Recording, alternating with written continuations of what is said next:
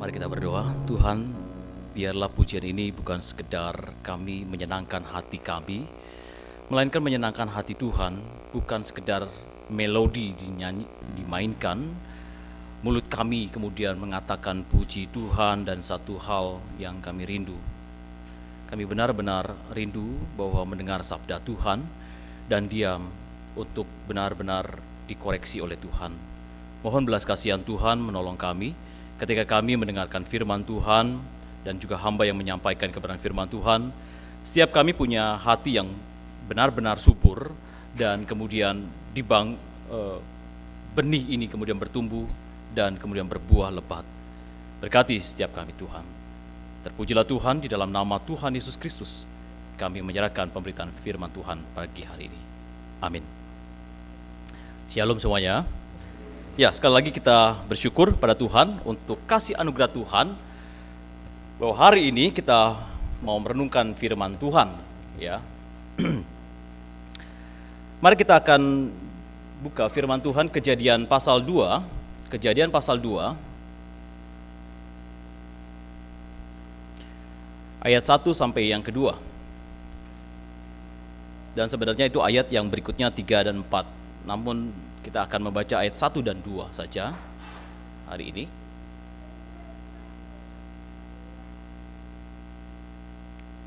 Sudah ketemu? Oke, kita baca bersama-sama ya. Kejadian pasal ke-22 ayat 1 sampai ke-2. 1, 2, 3. Setelah Kejadian pasal ke-22. Oh, sorry. Boleh ralat. Kejadian pasal ke-22. Oke. Ini kisah Abraham ya. Rui, jangan sedih hati ya. Oke. 1, 2, 3. Setelah semuanya itu, Allah mencoba Abraham. Ia berfirman kepadanya, Abraham, lalu sahutnya, ya Tuhan, firman-Nya, ambillah anakmu yang tunggal itu yang engkau kasihi, yakni Ishak, pergilah ke tanah Moria dan persembahkanlah dia di sana sebagai korban bakaran pada salah satu gunung yang akan ku katakan kepadamu. Amin. Jemaat yang terkasih, hari ini kita membahas tema who is worthy. Who is worthy, ya. Siapa sih yang bernilai? Siapa sih yang paling berharga, ya, di dalam kehidupan saya dan saudara? Siapa sih yang layak mendapatkan penghormatan dalam hidup kita? Mengapa kita perlu membahas hal ini di tengah pembahasan bulan pelayanan hari ini, ya? Karena ketika kita menyatakan sesuatu bernilai, maka kita akan benar-benar memfokuskan atau memperdulikan apa yang kita anggap bernilai. Apa yang kita anggap bernilai, itu yang kita kejar. Masalahnya, apa yang kita anggap bernilai belum tentu setiap orang memiliki definisi yang sama tentang nilai. Dunia menawarkan setiap harinya nilai yang berubah-ubah. Bahkan kita akan sulit menyepakati nilai-nilai bersama. Itu menjadi kesulitan. Saat kami menginginkan sebuah ketenangan di rumah, ya, ketenangan karena kesibukan di dalam sebuah pelayanan, pekerjaan kita masing-masing, kita merindukan ketenangan. Dan ketenangan itu adalah sesuatu yang layak diperjuangkan bagi kami, yang karena sudah lelah sepanjang hari. Namun ketika pulang, anak kita mengamuk sejadi-jadinya, karena dia menginginkan sesuatu yang dianggapnya bernilai. Dianggapnya bernilai. Bagi anak, mainan bernilai, namun bagi saudara, ketenangan bernilai. Ini saja nilainya sudah jadi berbeda, ya. Bagi sebagian orang, uang adalah segala-galanya. Maka setiap menit nilainya adalah berapa uang yang saya dapatkan, dan tidak peduli keluarga bersama dia atau tidak, karena nilainya adalah uang. Dunia di dalam zamannya sekarang ini telah mengaburkan apa itu nilai. Kita menganggap keluarga bernilai kalau ditanya. Keluarga bernilai? Bernilai. Namun realitanya, keluarga justru dikorbankan. Kita memikirkan dan peduli kedua hal ini memang. Keluarga, uang. Tapi mana yang bernilai? kadang menjadi kacau karena makin kita fokus pada yang membantu kita untuk bernilai, namun justru kita kehilangan yang lebih bernilai, yaitu keluarga. Kita pikir bahwa uang membantu kita menjadi punya nilai, punya harga diri. Tapi dengan hal itu justru kita kehilangan hal yang bernilai. Nah, uang memang memiliki nilai. Namun jika disandingkan dengan kesehatan, maka uang nilainya menjadi turun. Dan apalagi waktu zaman COVID, saudara yang pernah mengalami COVID, maka uang menjadi tidak berarti, bukan? Seakan-akan, ya. Ketika kami COVID sekeluarga, lalu anak kami COVID, kemudian mau masuk rumah sakit, segala sesuatunya tidak ada tempat. Meskipun Anda bisa bayar itu, nggak ada. Ternyata nggak ada. Rekan-rekan kami di Palu, di Jakarta yang punya duit, justru mati karena COVID, bukan karena tidak ada uang, justru banyak uang. Artinya apa? Ketika nilai kesehatan dengan uang, yang di mana yang paling bernilai? Ketika kesehatan sudah memburuk, uang tidak bernilai apa-apa. Meskipun kita akan berkata, kan bisa ke rumah sakit kalau kita punya uang, benar. Namun masalahnya adalah, rumah sakit tidak menjamin kesembuhan yang pasti. Benar? Maka uang nilainya menjadi turun. Lalu manusia mencoba menjadi bernilai dengan mengatakan bahwa manusia itu sangat-sangat berharga di mata Tuhan. Amin. Itu satu kebenaran. Dan manusia seakan-akan menjadi pusat daripada ciptaan Allah. Jadi yang worthy itu adalah manusia. Benar, di satu sisi ini ada kebenarannya. Namun di sisi lain kebenaran itu tidak clear. Karena Rasul Paulus katakan bahwa kita adalah budak dosa. Dan kita adalah orang-orang yang unworthy servant. Yang hamba yang tidak berguna ketika kita melakukan segala sesuatunya. Hamba yang tidak layak. Jadi jangan kemudian kita menjadi seorang yang sangat bernilai dan layak. Atau yang utama. Karena kita bernilai seakan-akan. Tidak. Justru kita tidak layak, maka kita diselamatkan. Justru kita mati, maka dihidupkan. Sampah kemudian menjadi karya yang indah. Itulah saya dan saudara di dalam karya penebusan Allah. Kita bernilai bukan karena kita sudah bernilai. Kita bernilai karena ada penebusan Allah melalui Yesus Kristus. Sehingga hari ini kalau kita sudah bernilai, maka harusnya kita melakukan sungguh-sungguh mengerjakan apa yang layak, apa yang bernilai, apa yang sepadan dengan status kita yang bernilai itu. Kita harus jujur dengan menjawab pertanyaan saat ini. Ketika kita menjalani kehidupan kita masing-masing, apakah Tuhan itu ada?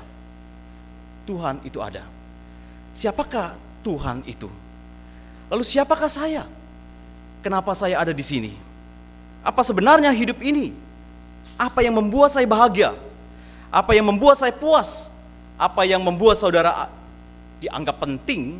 Dan apa yang saudara anggap itu terutama atau hal yang terpenting? Apa yang saudara anggap itu worthy, itulah yang menggerakkan saudara sekali lagi. Lalu kamu nanya, ya, siapa yang layak? Untuk siapa kelayakan hidup ini? Siapa yang layak untuk mendapatkan kepercayaan dan kesetiaan saya? Siapa yang layak mendapatkan hormat dan kasih saya? Siapa yang layak? Dan jikalau saya dan saudara melayani karena saudara merasa layak, entah itu karena saudara dibayar, entah itu saudara sebagai sukarelawan dalam pelayanan, ingat, pelayanan itu sulit dan memerlukan perhatian, bahkan pengeluaran waktu, uang, energi, dan usaha yang besar yang kadang-kadang membuat kita menjadi orang yang frustasi. Kita harus menyadari bahwa musuh akan menyerang kita secara kreatif tanpa henti 24 jam menunggu waktu kita tidak waspada. Ia akan menggoda kita dan mengatakan, siapa yang layak, Henry? Ia akan menggoda kita dengan mengatakan, siapa yang bernilai, Henry? Sebenarnya kita yang bernilai seakan-akan. Karena kita akan memberikan nilai kepada pelayanan itu. Kita merasa bahwa dalam pelayanan kita yang paling oke. Sehingga itu kita merasa layak untuk melayani Tuhan. No, tidak sekali lagi. Yesus Kristus yang sekali lagi menebus dan mengembalikan hakikat kita sebagai anak Allah. Itu nilai sesungguhnya. Mari kita sekali lagi merenungkan firman Tuhan ini dengan baik, dengan melihat contoh-contoh dari kisah daripada Alkitab. Who is the worthy? Siapa yang layak? Siapa yang bernilai? Kejadian pasal 2 ayat 1 sampai 2. Ini adalah bagian dari peristiwa di mana Allah menguji ketaatan dari seorang yang bernama Abraham. Ini kita udah hafal banget peristiwa ini, ya. Dikatakan setelah semuanya itu Allah mencobai Abraham. Ia berfirman kepada Abraham, Abraham, lalu ia mengatakan, menjawabnya, ya Tuhan, firman-Nya, ambil anakmu yang tunggal itu yang engkau kasihi, yakni Ishak.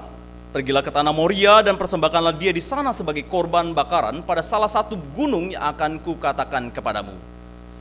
Take your son, he said, your only son Ishak, whom you love. Your only son Ishak. Satu-satunya anakmu. Dan Tuhan meminta Abraham untuk memberikan putra satu-satunya yang worthy, yang bernilai itu, yang berharga itu, yang dikasihinya, dipersembahkan sebagai persembahan yang layak. Dikatakan worthiness of God, sesuatu persembahan yang layak untuk Tuhan. Saudara yang terkasih, kalau Abraham dan Sarah itu gampang punya anak, ya, usianya masih muda, ya, itu is okay, nggak ada masalah. Seperti waktu ada orang yang berkata bahwa ketika kami kehilangan anak, ya, meninggal, lalu ada orang yang berkata, nanti kan masih muda lah, bikin anak lagi, gitu ya. Dia kira kayak pakai lempung atau tanah liat kali bikin anak, ya. Masih muda, oke. Mungkin akan sedikit bergumul memberi atau menahan ketika diberikan perintah untuk memberikan anaknya. Meskipun tidak mudah juga kehilangan anak. Meskipun kita punya stok 2 atau sampai 3 anak, ya. Kalau minta 1 boleh nggak? Tetap nggak boleh seharusnya, ya. Tetap rasa sayang Tuhan. Ya, kalau 2 atau 3 kan punya, diambil 1 tinggal berapa? Ya 2. Punya 5? Siapa yang di sini anaknya banyak sih? Ada yang 6? Katakan, jangan keras. Oh, di 8. Tapi kemudian kalau memo kemudian diambil Tuhan, misalnya, ya, ada rela kah orang tua? Masih banyak stok, ada 7 mau. Ada 6, ada 5. Mungkin kita akan berkata, tetap aja nggak rela, ya. Ketika pergumulan hanya 1, maka pergumulan itu menjadi berkualitas. Di dalam kualitas itu diperhadapkan ada satu-satunya itu menjadi dipertimbangkan di hadapan Tuhan. Dan ketika Allah berkata kepada Abraham, only one, satu-satunya anakmu. Dan itu harus benar-benar dipertimbangkan di hadapan Tuhan. Who is worthy? Siapa yang paling bernilai dalam hidupmu, Abraham? Aku atau anakmu? Wah, itu sesuatu pilihan yang sangat-sangat sulit.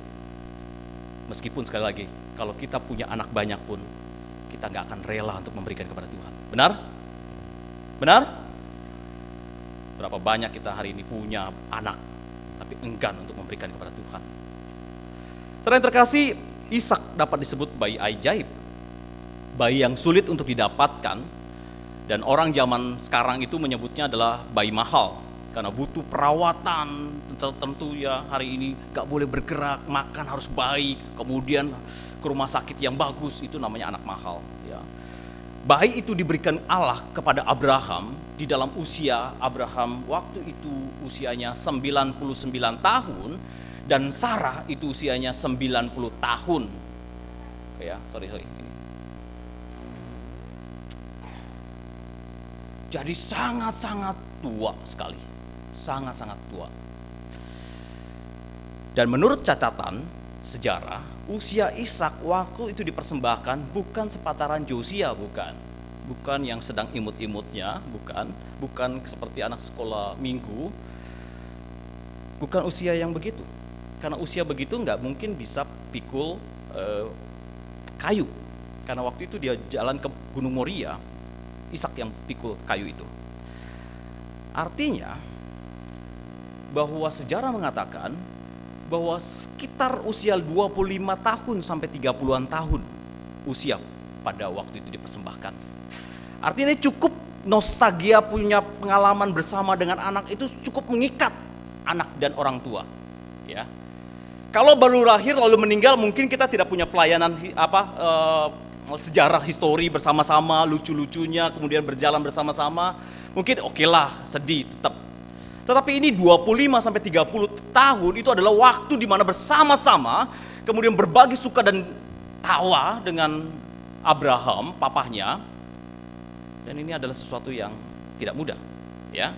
Dan yang menarik adalah bahwa Ishak itu cukup punya kekuatan untuk memberontak sama papanya. Anak-anak sekarang 17-15 tahun udah memberontak. Ini 25 sampai 30 tahun kalau dia memberontak, papahnya bisa hancur, dipukul juga meninggal. Abraham waktu itu. Gak setuju saya, papa. Gak setuju. Tetapi yang menarik ini adalah di sini bukan hanya bicara tentang sebuah ketaatan Abraham kepada Allah, melainkan Ishak juga memilih untuk taat kepada bapaknya di dalam kedaulatan Allah. Ini menarik sekali. Jadi penggambaran ini adalah penggambaran juga Allah Bapa, ya. Allah Bapa menggambarkan Allah Bapa memberikan Yesus anaknya yang tunggal. Dan anaknya pun dengan ketaatan dan kerelaan kepada Bapa.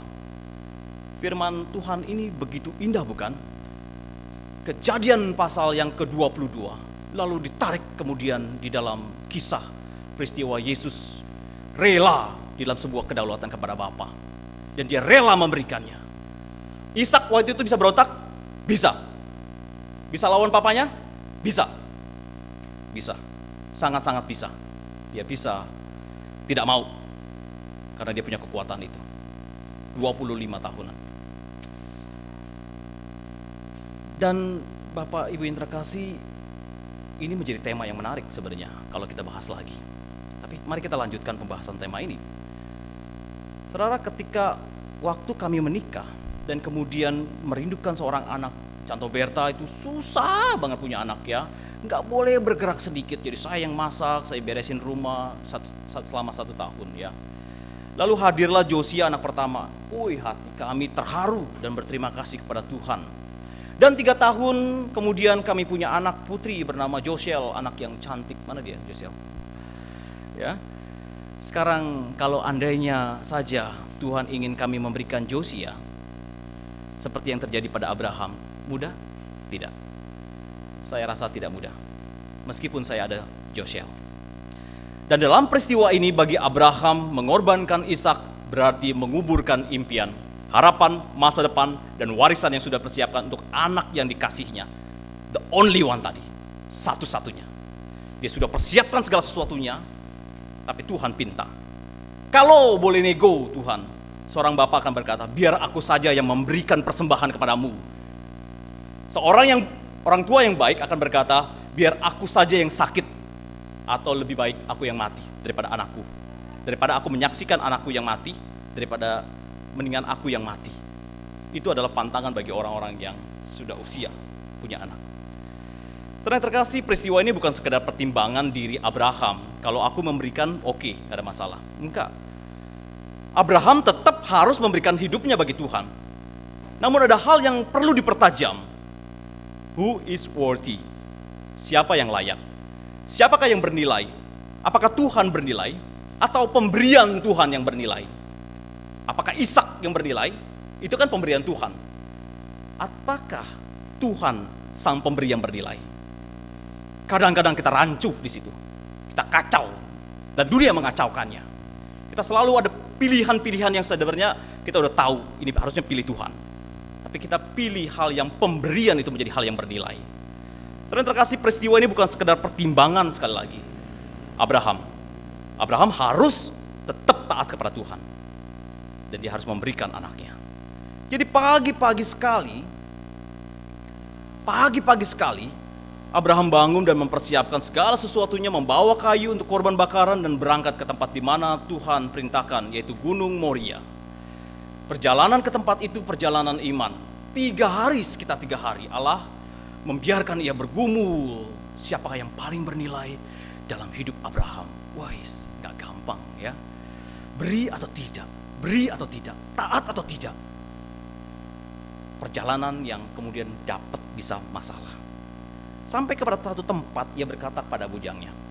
Kata Abraham kepada kedua bujangnya itu, tinggallah kamu di sini dengan keledai ini, aku beserta anak ini akan pergi ke sana, kami akan sembahyang, sesudah itu kami kembali kepadamu. Dikatakan, the boy and I will go over there to worship. Dan ini sebuah keyakinan. And I will come back to you. Dan aku akan kembali padamu. Wow. Sebuah keyakinan bahwa ketika aku worship to God, maka masalahnya adalah Tuhan akan bereskan. Saya akan beribadah dengan anakku dan aku akan kembali kepadamu. Saya salut benar dengan kalimat ini. Ini clear, jelas, penuh dengan sebuah keberanian, dan ia langsung berhadapan dengan masalah. Dan Abraham dengan jelas dan lantang mengatakan, I will go over there to worship. Padahal di sana ada masalah. Seharusnya kita hindari masalah, benar? Tapi di situ ada kebenaran, di situ ada Tuhan, maka aku jalanin. Seakan dia mau katakan bahwa saya tidak peduli dengan masalah apapun di depan saya. Kehilangan seorang yang saya kasihi, benar-benar saya tidak peduli. Saya tidak peduli dengan kehilangan orang yang paling dikasihi, dan hanya satu-satunya. Sebab apa? God is worthy. Sebab Tuhan sangatlah berharga dari sekedar pemberian. Seberapa banyak di antara kita yang seperti Abraham hari ini? Kita telah diberi menit, jam, hari, minggu, bulan, tahun, atau dekade sekalipun. Kita memiliki bakat, karunia, dan kemampuan yang kita miliki. Kita juga memiliki hati, jiwa, namun hati itu diberikan kemana? Kesetiaan kita diberikan kemana? Perhatian kita diberikan kemana? Pengabdian kita diberikan kemana? Kita takut kalau beribadah nanti kehilangan atau tambah masalah, bukan? Kita takut kalau kehilangan teman. Kita takut kalau kita kehilangan tetangga kita. Kita takut kalau kehilangan duit kalau beribadah kepada Tuhan. Kita takut kehilangan waktu untuk bermalas-malasan. Kita takut datang kepada Tuhan di saat kita diminta untuk serius. Kita takut itu. Bukankah kita terlalu menggenggam apa yang kita miliki, sehingga rasa kepemilikannya melebihi Tuhan sebagai pemilik hidup kita, seluruh area hidup kita? Siapa yang bernilai dalam hidup saudara? Siapa? Saudara takut kehilangan masa depan karena saudara telah memakai waktu untuk beribadah kepada Tuhan hari ini? Ada yang bisnis ketinggalan? Takut. Saudara merasa perlu menyelesaikan masalah dulu dengan segala urusan yang banyak ini, yang sebenarnya tidak akan pernah selesai sampai kita mati. Kalau masalah gue selesai, baru gue mau ibadah sama Tuhan. Terlalu konyol. Itu adalah sebuah ketidakpercayaan kepada Tuhan. Baru saya mengambil worship to Him. Baru saya beribadah kepada Tuhan. Kalau semuanya beres, masalah, hutang beres, hubungan ini dan itu beres, baru aku datang ibadah. Begitukah? Saudara takut kehilangan relasi kalau saudara menolak untuk terlebih dahulu beribadah kepada Tuhan atau melayani Tuhan? Saudara takut kehilangan harga diri, karir, dan sebagainya karena telah mengambil waktu untuk menyembah Dia? Abraham terus berjalan bersama dengan anaknya yang tunggal itu, dengan sebuah keyakinan bahwa yang kusembah dan kupercaya akan dapat memelihara hidupku, meskipun saya kehilangan anak sekalipun, yang berharga sekalipun, yang adalah hasil pergumulan bertahun-tahun Tuhan, bertahun-tahun, tahu enggak? Dapetin Ishak itu bertahun-tahun pergumulannya. Kita juga mengatakan begitu bukan sama Tuhan, bertahun-tahun Tuhan saya dapetin ini pekerjaan, kalau saya ketinggalan itu kehilangan Tuhan, sorry Tuhan. Abraham dan Ishak sudah membangun hubungan dengan relasi berhari-hari, membangun itu dengan berharap Tuhan lupa akan persoalan tentang pemberian anak itu. Ya Tuhan kiranya lupa lah. Ternyata tidak. Ya Tuhan yang tidak lupa meskipun ada orang yang menganggapnya dia pelupa atau tidak, atau telah melupakan kita. Beranikah saudara hari ini tetap melayani meskipun walaupun kehilangan yang paling berharga dalam hidup saudara? Berani? Atau kita akan berkata saya belum siap kehilangan semuanya. Anda siap atau tidak siap, Tuhan pemilik segala sesuatunya. Dia bisa ambil hari ini juga. Beranikah saudara melayani Tuhan dengan segenap hati? Kehilangan apapun demi apa yang menjadi worthy bagi hidup kita. Saudara, kisah Ayub juga telah memberitahukan kita bahwa dia adalah seorang yang sangat kaya raya. Ini penggambaran tadi ya. Seorang kaya raya dan sangat baik, ia memiliki bisnis yang luar biasa di dunia ini. Bukan hanya itu, ia memiliki keluarga besar, 10 anak yang hebat. Ini adalah tanda diberkati oleh Tuhan. Ya, dikatakan di situ punya banyak harta, dan ini obsesi kita, bukan? Punya harta banyak, punya anak banyak, punya istri cantik dan macam-macam, ya. Sehingga dikatakan ayat ketiga, sehingga orang itu adalah orang yang terkaya dari semua orang di sebelah timur, katanya. Kalau ada zaman sekarang yang cowok seperti ini, cewek mana yang gak kelepek-kelepek? Udah kaya, baik, aduh sopan santun, mantap sekali ya. Mungkin kalau kita punya anak lagi juga mungkin kita sodorin ya. Ini anak yang keren sekali ya. Namun iblis selalu punya kreativitas untuk menarik atau menggoda kita. Dia katakan kepada Allah, ya, bahwa satu-satunya alasan Ayub melayani Tuhan dengan begitu setianya karena engkau telah memberkati dengan sangat berlimpah. Jadi wajarlah dia orang yang baik, yang suka memberikan kepada Tuhan dan juga kepada sama. Karena engkau sudah berkati, ya. Tetapi katanya, coba ulurkan tanganmu dan jamahlah segala yang dipunyainya, ia pasti akan mengutuki engkau di hadapanmu. Oke, itu wajar Tuhan. Kalau kita diberkati, pas yang diberkati, pantasan aja rajin ke gereja. Begitu? Oke, lalu ulurkan tanganmu, kata Tuhan. Tuhan izinkan. Sebenarnya maksud dari para perkataan ini adalah sebenarnya Tuhan itu sebenarnya nggak layak, kata iblis akan-akan. Kamu tuh nggak layak disembah Tuhan. Tuhan tuh nggak layak mendapatkan kesetiaan Ayub. Tuhan itu nggak worthy. Ayub itu menyembah Tuhan ya karena ya mau berkatmu saja. Kamu mah ya nggak ada masalah lah. Lalu Tuhan mengizinkan setan mengetes Ayub. Who is worthy di dalam kehidupan Ayub? Apakah Ayub percaya bahwa Tuhan layak disembah karena berkatnya yang dia berikan, atau hanya karena dia memang adalah Tuhan yang patut dan layak disembah? Ya, Bapak Ibu yang terkasih, seperti dalam sebuah pekerjaan, karyawan berkata hari ini ya, sebenarnya sih gue kesel banget ya, gue tuh pengen berhenti ya. Terpaksa sih gue kerja di sini ya. Ya karena dia bos, ya udahlah kita lakukan aja. Itu kayak begitu. Ya karena dia bos, ya karena dia Tuhan, ya udahlah gue taat aja meskipun gue kesel-kesel, gue nggak mau taat. Itu sesuatu yang menyakitkan sebenarnya kalau ada karyawan berkata kepada karyawan lain dan mengatakan, gue sih taat aja lah kepada bos, ya bosnya lah. Padahal gue nggak setuju, gue nggak suka cita kerja di sini. Gue cuma karena dapat gaji aja. Itu artinya ketika kita dengar seorang pimpinan begitu, kita apain dia? Oh, good, baik, bos apa? Tidak. Suatu hari nanti kita akan cari cara untuk pecat dia. Ya, oke, lanjut. Ayub kemudian kehilangan segala-galanya, ya. Domba, sapi, lembu, unta, anak-anaknya, pelayan-pelayannya, dan bahkan istrinya sendiri yang dikasihinya mau meninggalkan dia. Setelah semuanya kejadian itu, ya, apa yang Ayub lakukan? Apa yang Ayub lakukan? Ayub 1, pasal ayat kedua. Maka berdirilah Ayub, lalu mengoyakkan jubahnya dan mencukur kepalanya. Kemudian sujudlah ia menyembah kepada Tuhan. Dia telah kehilangan apa yang dunia anggap paling berharga. Namun dia tidak kehilangan apa yang paling bernilai dalam hidupnya. Sebab itu dia katakan, I worship you. Dia kemudian mencukur, kemudian dia mensobek jubahnya itu sebagai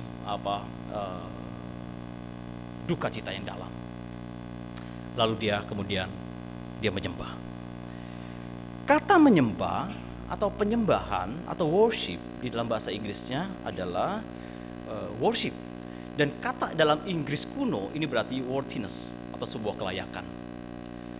Bapak Ibu yang terkasih, ketika semua dihancurkan dan kehilangan dari semua berkat yang dicari dan dinikmati atau dinikmati oleh dunia ini, Ayub tetap berdiri dan menyatakan bahwa Tuhan yang layak disembah. Worthiness. Dia tetap layak untuk mendapatkan penghormatanku. Dia layak untuk mendapat penyembahanku.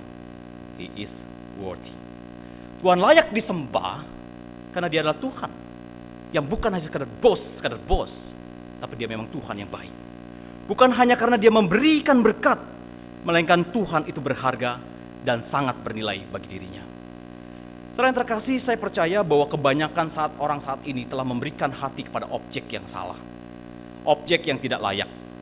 Mereka curahkan itu. Mereka mengejar sesuatu yang sembrono, yang hanya konsen pada pemenuhan hasrat diri. Kita telah menyerahkan pengabdian kita kepada hobi kita. Terkadang dalam ibadah kita masih kita berani memakai waktu untuk bermain-main. Di dalam ibadah.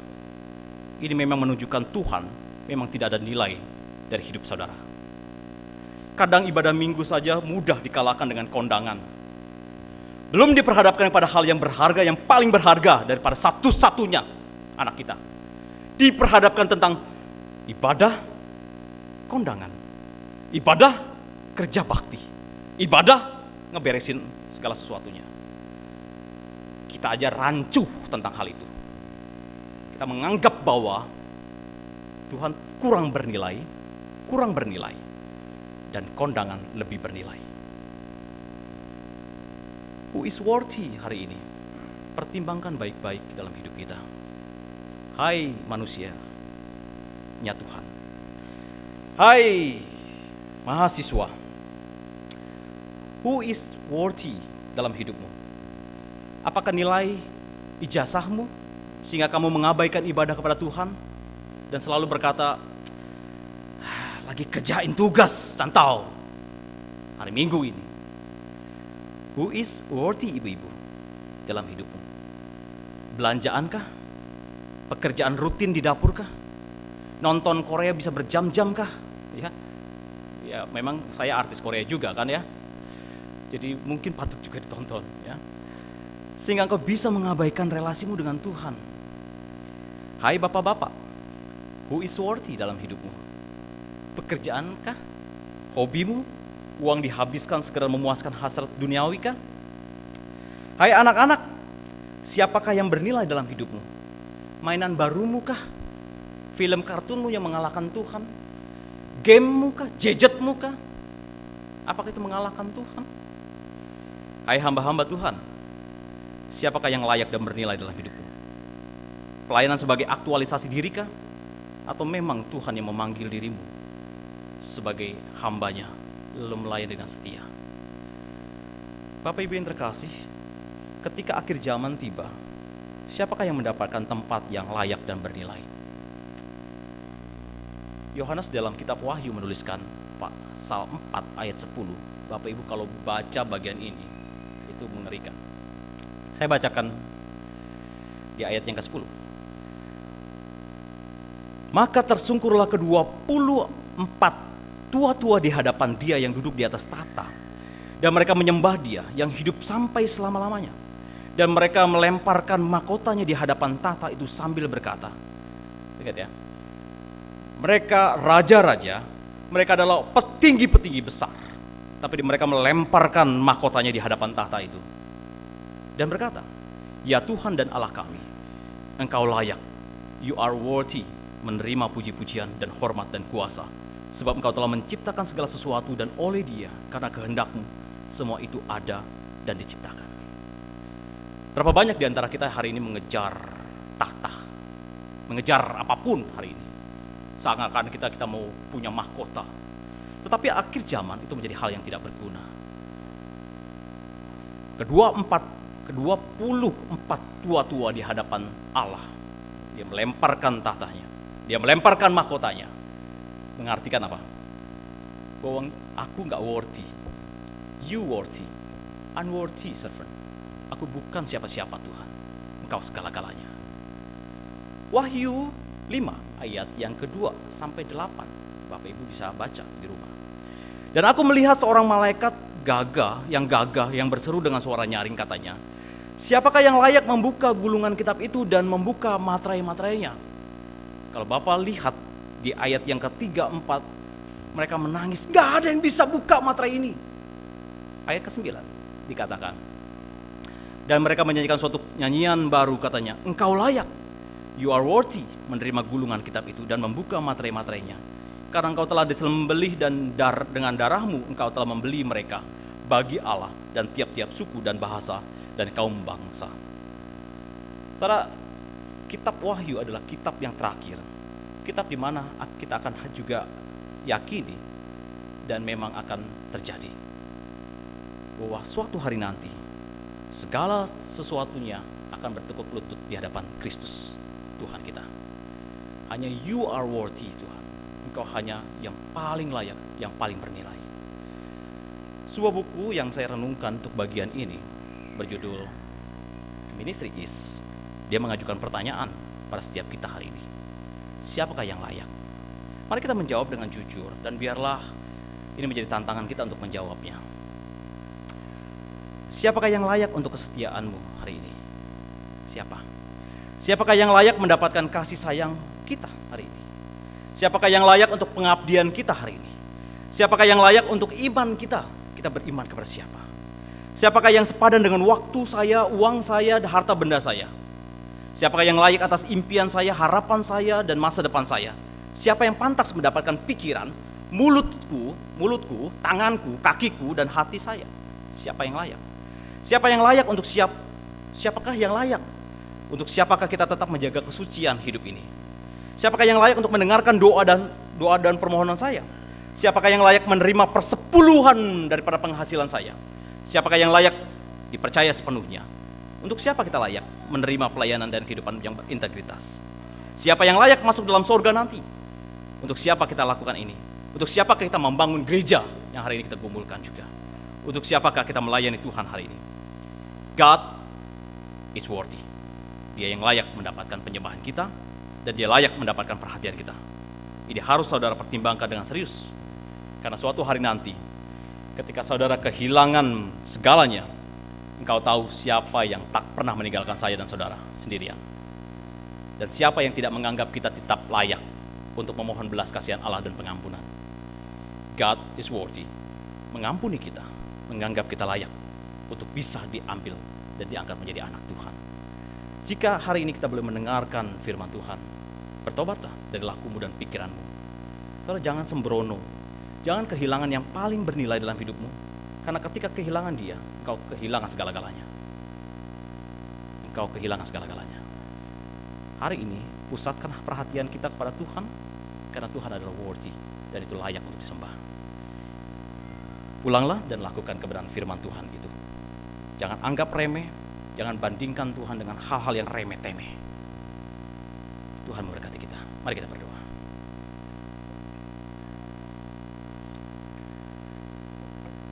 Bapa Surgawi, ampuni kami, karena kami seringkali menganggap Engkau terlalu remeh Tuhan. Dan kami menganggap Engkau terlalu penuh kasih, sehingga kami bisa membandingkan antara hobi kami dengan bagaimana kami beribadah kepada Tuhan. Kepulasan tidur kami dengan bagaimana membangun dan kemudian membaca merenungkan firman Tuhan. Karena memang dalam hati kami tidak ada Engkau. Engkau tidak bernilai. Yang bernilai adalah diri kami, kemalasan kami, hidup kami, hasrat hidup kami. Dan ampuni kami Tuhan, kalau kami adalah orang-orang yang demikian. Tolong belas kasihan Tuhan menganggap kami kembali. Dalam nama Tuhan Yesus Kristus, kami mengucap syukur. Amin.